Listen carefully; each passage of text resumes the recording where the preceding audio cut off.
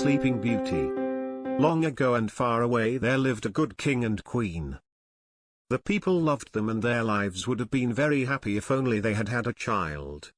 Years went by and then, one spring, when they thought all hope was gone, the queen gave birth to a baby girl.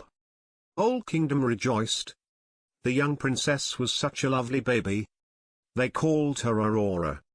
Everyone was excitedly preparing for the christening of the new baby princess. Anyone who was important in the land had been invited to the christening, including all the good fairies. And everyone else in the kingdom was to have a day off work and a great big feast with cakes and jellies. But, unfortunately, there was one important fairy that the king and queen had forgotten to invite. Grizzle Stinky. Grizzle Stinky was a scary fairy who lived up in the mountains. People told scary stories about her, frightening their children into being good by threatening to send for her if they were naughty. On the day of the christening, everyone had a wonderful celebration at the palace and there were lots of lovely presents for the baby. One person gave her a tiny teddy bear to cuddle. Another gave her a rattle to play with and another gave her a storybook for her to read when she was older. But the most magical presents of all were from the good fairies. One gave her beauty. One gave her a sweet nature. One a lovely voice. One charm. One kindness and one a sense of humor. "Isn't our daughter lucky to have such lovely presents?"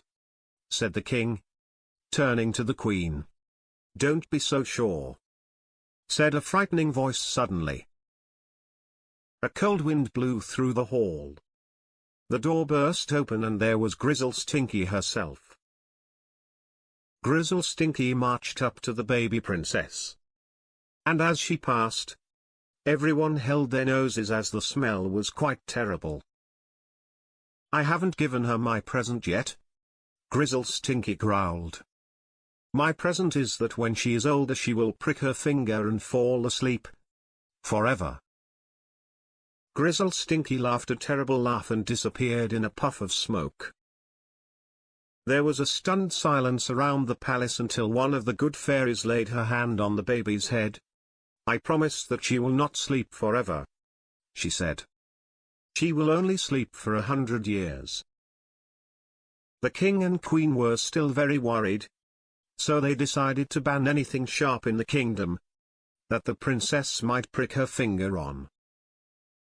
Years went by and, as Aurora got older, the people almost forgot the curse that was upon her. One day, when she was alone and bored, Aurora decided to explore all the rooms in the palace. She went from room to room, exploring all over the palace until she got to an old stone staircase. Up and up the stone staircase she climbed until she came to a room right at the top of a tower. It was the only room in the palace she'd never been in. So she peeped inside and, to her surprise, there was a little old woman busily spinning wool on a spindle. "Hello, my dear," the little old woman said. "I am pleased to meet you." And she stood up and tried to curtsy. "No, no, please sit down. I don't want you to hurt your back," said Aurora, hurrying forward. "Can you tell me what you're doing up here in the tower all alone?" "Only spinning silk, my dear, to make you a lovely dress," the old woman replied. "May I have a go, please?"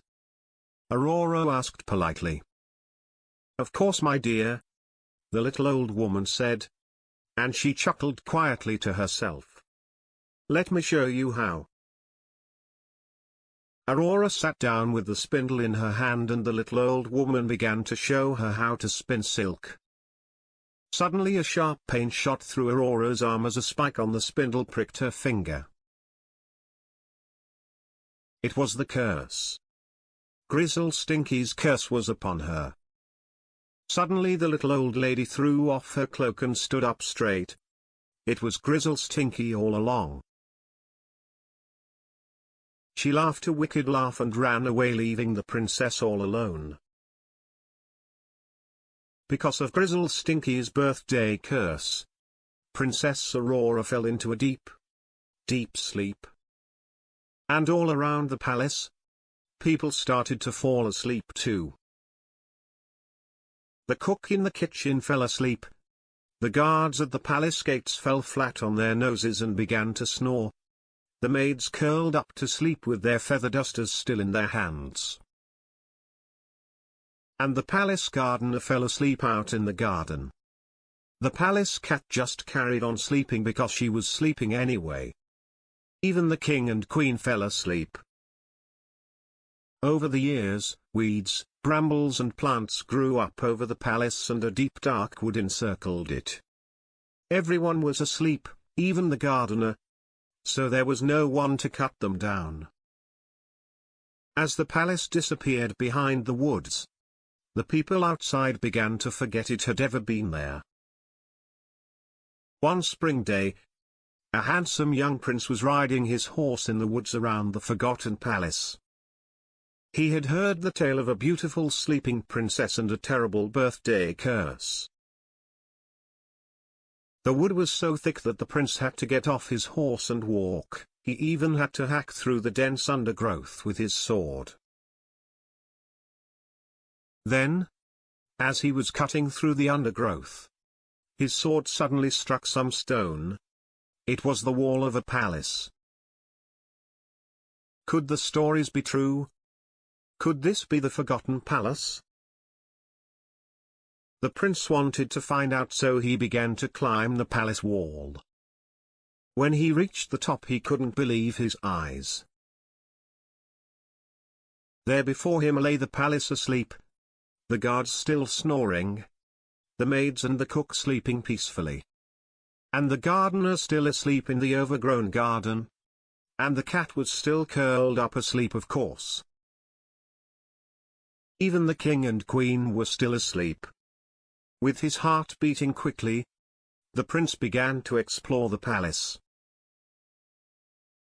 In every room people slept, so he climbed higher and higher, looking through every door, until he came to a tiny room at the top of a tower with a stone staircase. He pushed open the door and, much to his joy, there lay the beautiful Princess Aurora. The handsome prince leaned down and kissed her. At that moment she woke up, and the whole palace woke up with her, yawning and stretching and wondering how long they'd been asleep. The cook woke up in his kitchen. The maids woke up still holding their feather dusters, and the gardener woke up out in the garden. And the king and queen woke up on their thrones. The king and queen were so grateful to the prince for waking up their daughter and everyone else in the palace that they let him live in the palace with them. They were overjoyed and everyone lived happily ever after. Happy ending.